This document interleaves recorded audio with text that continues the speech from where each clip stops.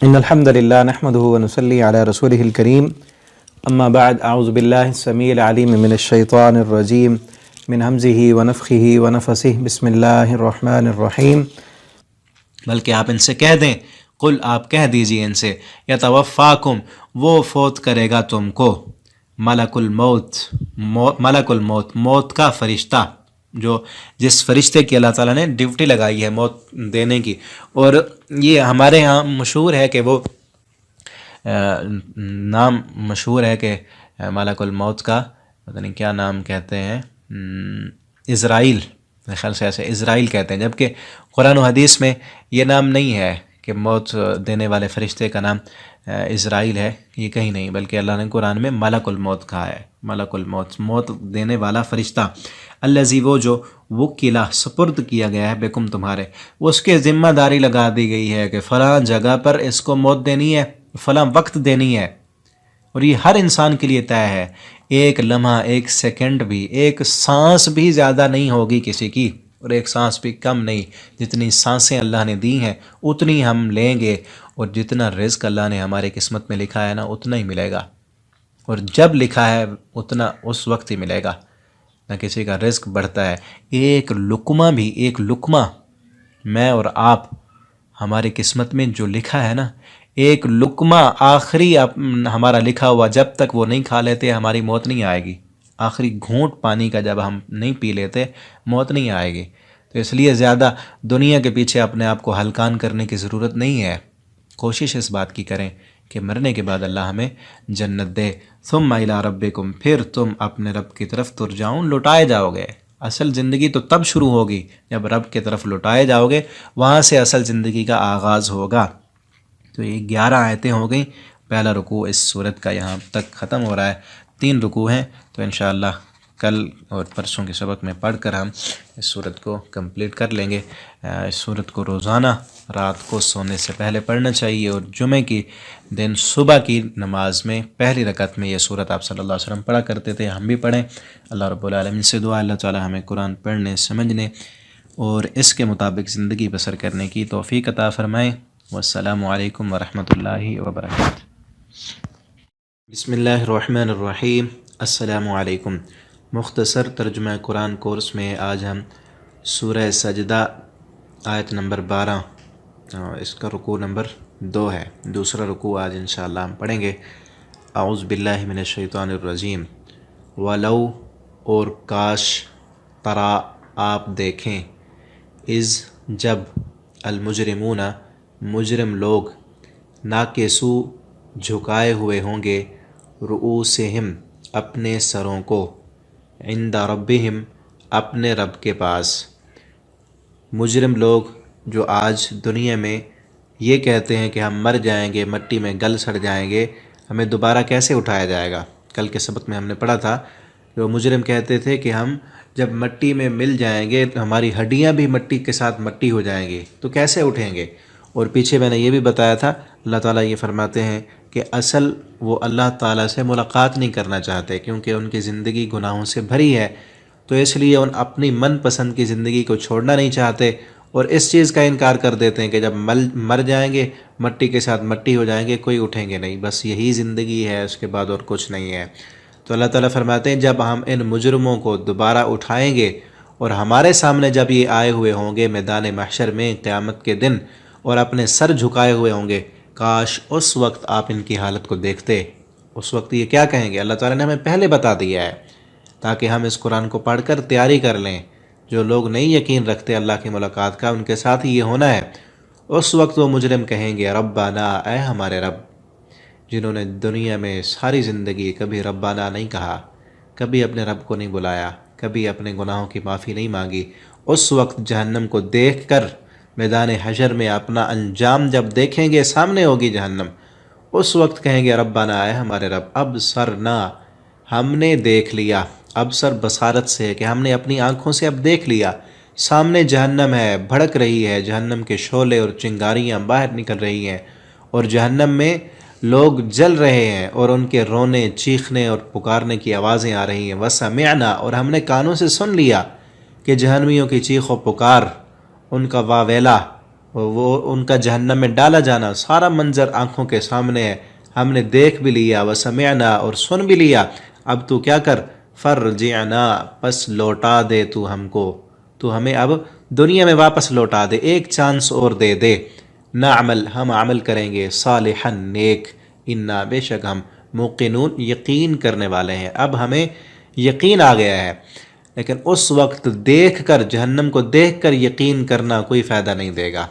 ابھی اللہ نے ہمیں قرآن دیا ہے اور بتایا ہے کہ جہنم بھی ہے، جنت بھی ہے، نیکی کرو گے تو جنت ملے گی، نافرمانی کرو گے تو جہنم میں ڈالا جائے گا۔ اب یقین کرنا ہے اس قرآن کو پڑھ کر۔ اللہ تعالیٰ فرماتے ہیں نا شروع میں، قرآن کے شروع میں، سورہ بقرہ کے شروع میں پہلے صفحے پر، کہ الذین یؤمنون بالغیب ویقیمون الصلاۃ وہم بالآخرۃ ہم یوقنون، کہ وہ آخرت پر یقین رکھتے ہیں، کہ جن کا یقین ہے کہ آخرت ہے، جنت ہے، جہنم ہے، ابھی قرآن کو پڑھ کر یقین کر لیں گے تو جہنم سے بچ جائیں گے، ورنہ اس وقت جہنم کو دیکھ کر، سن کر جو یقین کرے گا، اس وقت کا یقین کرنا اسے کوئی فائدہ نہیں دے گا۔ آگے فرمایا کہ وَلَوْ شِئْنَا،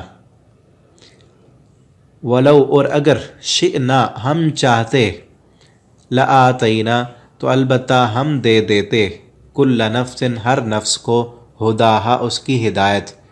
اگر ہم چاہتے کہ اسی طرح اگر جہنم دکھا کر ہی ہدایت دینی ہوتی، اللہ فرماتے ہیں تو پھر تو ہم سب کو ہدایت دے دیتے، دنیا میں دکھا دیتے جہنم تو سب مان لیتے۔ اسی طرح ڈرا کر، دھمکا کر، تمہیں جہنم دکھا کر منوانا ہوتا تو ہم کب کے منوا چکے ہوتے۔ تو پھر اس طرح دنیا میں بھیجنا اور اتنا امتحان میں تمہیں رکھنا، اس کا کیا فائدہ ہوا؟ یہ تو ہم نے تمہیں قرآن بھیجا تھا، اپنے انبیاء بھیجے تھے، ڈرانے والے بھیجے تھے، اور دنیا میں اتنا لمبا عرصہ تمہیں زندگی دی تھی، صرف وہ امتحان ہی تھا کہ بن دیکھے میری ذات کو، بن دیکھے اس جہنم پر یقین کر لو، جنت پر یقین کر لو، مان لو۔ تم نے وہ نہیں مانا، اب دیکھ لیا، اب مانتے ہو۔ اس طرح منوانا ہوتا تو ہم ساری دنیا کو نہ منوا لیتے۔ یہ بالکل اسی طرح ہی ہے کہ جس طرح ایک طالب علم امتحان سینٹر میں بیٹھا ہو اور پرچہ اس کے سامنے ہو، سارا سال اس نے پڑھا ہو، تیاری کی ہو، پیپر اس کے سامنے آ جائے اور سارے سوال دیکھنے کے بعد وہ کہے کہ اب مجھے جو ہے نا 10 منٹ دے دو، پھر میں سارے سوال حل کر دیتا ہوں، تو اس وقت کوئی بھی سمجھدار امتحان لینے والا وہ کبھی نہیں اس کو 10 منٹ دے گا۔ اسے کہے گا 10 منٹ تجھے کتاب اٹھانے دیں تو پھر امتحان کا کیا فائدہ؟ پورا سال جو تجھے پڑھایا ہے اس پڑھانے کا کیا فائدہ کہ اگر تجھے پیپر دیکھنے کے بعد کہیں کہ تو اجازت، اب تو جو ہے نا تیاری کر لے، پھر فائدہ سارا امتحان لینے کا۔ اسی طرح اللہ کہتے ہیں اگر اس طرح جہنم دکھا کر یہاں لانے کے بعد، اس نتیجے کو ظاہر کرنے کے بعد تمہیں ہدایت دینی ہوتی تو پھر سب کو نہ دے دیتے ہم۔ یہ نتیجہ تمہاری آنکھوں سے ہم نے اوجھل رکھا، ہاں بتا دیا ہے کہ نافرمانی کرو گے تو جہنم ہے، اس طرح بھڑکتی ہوئی آگ ہے، اس میں شعلے ہیں، بڑے بڑے انگارے ہیں، اور اتنی گہری جہنم ہے، اور جنت میں اتنی نعمتیں ہیں، وہ فرما برداروں کو ملے گی، سب بتا دیا ہے، لیکن آنکھوں سے اوجھل رکھا ہے کہ جو بن دیکھے ان پر یقین کر لے۔ الذین یؤمنون بالغیب، غیب پر ایمان لائیں گے اور اس کے مطابق پھر عمل کریں گے تو اسی کے مطابق جزا اور سزا ہوگی۔ تو ابھی ہمیں مان لینا چاہیے، یہ سورت نبی کریم صلی اللہ علیہ وسلم ہر روز سونے سے پہلے پڑھ کے سوتے، تو یہ چیزیں یاد کرنی چاہیے کہ کہیں ایسا نہ ہو کہ جہنم کو دیکھیں اور اس وقت ہم کہہ رہے ہیں اللہ دیکھ لیا اب یقین ہو گیا۔ بن دیکھے ابھی دنیا میں یقین کر لیں، ہر روز اس یقین کو بڑھائیں کہ دنیا میں ہم کاروبار کرتے ہیں، دنیاوی معاملات کرتے ہیں تو یقین کم ہو جاتا ہے، تو سونے سے پہلے پھر سے اس صورت کو پڑھیں اور اپنے یقین کو بڑھائیں کہ واقعتاً جہنم ہے، ہمارا اس پر یقین ہے، اور اس سے اللہ کی پناہ مانگیں۔ اور آگے جنت کا بھی ذکر آ رہا ہے اور فرمایا ولیکن، اور لیکن، حق ہو چکا ہے، القول و بات، منی میری طرف سے، اللہ فرماتے ہیں لیکن میری طرف سے اب جو ہے وہ فیصلہ ہو چکا ہے کہ لأملأن، البتہ ضرور ہم بھر دیں گے، جہنم کو، من الجنت، جنوں سے، والناس اور انسانوں سے، اجمعین، سب کے سب جو نافرمان ہیں، جنہوں نے دنیا میں یقین نہیں کیا اس جہنم پر، انہوں نے اپنے منمانی کی، اپنی مرضی کی زندگی بسر کی، اب یہ بات فیصلہ ہو چکا ہے کہ وہ مر چکے، وہ آ چکے، اب دوبارہ ہم انہیں کوئی چانس نہیں دیں گے، اب جہنم کو ہم نے بھرنا ہے۔ تو میرے بھائیو دوستو، ہمیں صرف ایک چانس ملا ہے، ایک ہی چانس۔ دنیا میں ہوتا ہے ایک دفعہ بندہ پیپر میں فیل ہو جائے تو دوبارہ چانس ملتا ہے، سپلیمنٹ میں دوبارہ امتحان دینے کا موقع دیا جاتا ہے، اور دنیا کے ہر مقابلے میں 2 3 چانس ہوتے ہیں، لیکن یہ جو آخرت کا ہمارا امتحان ہے اس میں صرف ایک ہی چانس ہے، ایک ہی دفعہ یہ زندگی ملی ہے، نتیجہ جب دیکھ لیا تو پھر دوبارہ چانس نہیں ملے گا۔ ابھی سے ہم یقین کر لیں اور اللہ رب العالمین کی فرما برداری میں اپنی زندگی کو بسر کریں، تاکہ مرنے کے بعد جو ہمیں زندگی ملے وہ اللہ کی ہماری مرضی کے مطابق ہو اور اللہ رب العالمین کو ہم نے راضی کیا ہو۔ اور پھر کیا ہوگا؟ جہنم میں ڈالنے کے بعد فذوقوا، بس انہیں کہا جائے گا فذوقوا، بس چکھو تم، ذاقہ یذوقو، جس طرح ہم کہتے ہیں ذوق، اس کا معنی بھی چکھنا ہوتا ہے، لذت حاصل کرنا۔ فذوقوا، بس چکھو تم، بما، بسبب اس کے، نسیتم، جو تم بھول چکے تھے، نسیان سے ہے، اردو میں ہم نسیان بولتے ہیں، جو تم بھول گئے تھے، لقاء، ملاقات کو، یومکم، اس دن کی، ھذا، یہ جو دن ہے نا ملاقات کا اپنے رب کے ساتھ، اللہ کہتے ہیں تم بھول گئے تھے نا کہ ایک دن ہم نے اپنے رب سے ملنا بھی ہے اور اس ساری زندگی کا ہم نے حساب دینا ہے، تم نے اس ملاقات کا یقین ہی نہیں کیا اور اپنی منمانی کی زندگی بسر کی۔ اور جس بندے کا یقین ہو اپنے رب کے ساتھ ملاقات کا تو وہ اس کی تیاری کرتا ہے، وہ کبھی اپنے رب کی نافرمانی نہیں کرتا، وہ یہ سوچ رہا ہوتا ہے کہ میں نے اپنی زندگی کا حساب دینا ہے، اگر میں نے ظلم کیا، اگر میں نے زیادتیاں کی، اگر میں نے کسی کا حق مارا، میں جھوٹ بولتا رہا، تو میں اپنے رب کو کیا منہ دکھاؤں گا؟ اگر میری تنہائیاں ناپاک ہیں، میں راتوں کو چھپ کر، والد سے چھپ کر، والدہ سے چھپ کر، استادوں سے چھپ کر اگر میں گناہ کرتا ہوں تو میرا رب تو مجھے دیکھ رہا ہے، تو میں اپنے رب کو کیا منہ دکھاؤں گا؟ جس کا ملاقات کا یقین ہوتا ہے وہ تیاری کرتا ہے، اور جس کا یقین نہیں تو اللہ تعالیٰ اسے کہیں گے جو تم بھول گئے تھے نا میری ملاقات کو، اب یہ مزہ چکھو عذاب کا۔ انا، بے شک ہم، نسیناکم، ہم بھول جائیں گے تم کو، ہم بھول جائیں گے تم کو۔ یہ اللہ تعالیٰ تو بھول سے پاک ہیں، قرآن کریم میں موجود ہے، اللہ تعالیٰ کبھی بھولتے نہیں ہیں، لیکن یہاں کہا کہ ہم بھول جائیں گے تم کو، یہ ہے کہ بھلا دیں گے ہم تم کو۔ ایک ہے یاد ہے ذہن میں لیکن اس کی طرف توجہ نہ کرنا، اب وہ کس عذاب میں ہے، کس قدر اس کو درد ہو رہا ہے، اللہ تعالیٰ کہیں گے ہمیں کوئی پرواہ ہی نہیں۔ جس طرح دنیا میں ہے نا انسان کو پرواہ نہیں، ایسے انسان جو اللہ کے باغی ہیں ان کو کوئی پرواہ نہیں، ان کو صرف دنیا کا سکون چاہیے، دنیا کی لذتیں چاہیے، دنیا کا پیسہ چاہیے۔ قرآن کیا کہتا ہے، احادیث کیا کہتی ہیں، اللہ رب العالمین کیا کہتے ہیں، مرنا ہے، رب سے ملاقات کرنی ہے، ان کو کوئی پرواہ نہیں ہے۔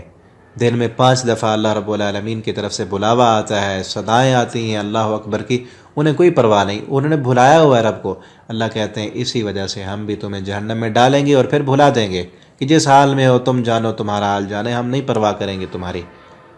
وذوقوا، اور چکھو تم، عذاب الخلد، ہمیشگی کا عذاب، یہ جہنم ہے یہ اب ہمیشہ رہے گی، اب اسی میں ہی رہو گے، بما، بسبب اس کے، کنتم، جو تھے تم، تعملون، عمل کرتے، جو تم نے دنیا میں عمل کیے، ظلم کیا، زیادتیاں کی، شرک کیا، کفر کیا، ہمارے نبی کی گستاخیاں کی، تم نے احادیث کی پرواہ نہ کی، قرآن کی پرواہ نہ کی، اپنی منمانی سے زندگی بسر کی، تو اب یہ ہمیشگی کا عذاب چکھتے رہو۔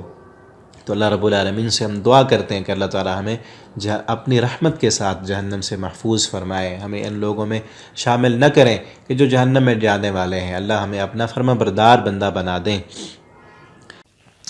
آگے انشاءاللہ ہم اگلے سبق میں پڑھیں گے، آپ ان اسباق کو آگے دوستوں کے ساتھ شیئر بھی کیا کریں تاکہ آپ کے لیے صدقہ جاریہ بنے۔ انشاءاللہ کل کے سبق میں آگے انشاءاللہ ہم پڑھیں گے۔ والسلام علیکم ورحمۃ اللہ وبرکاتہ۔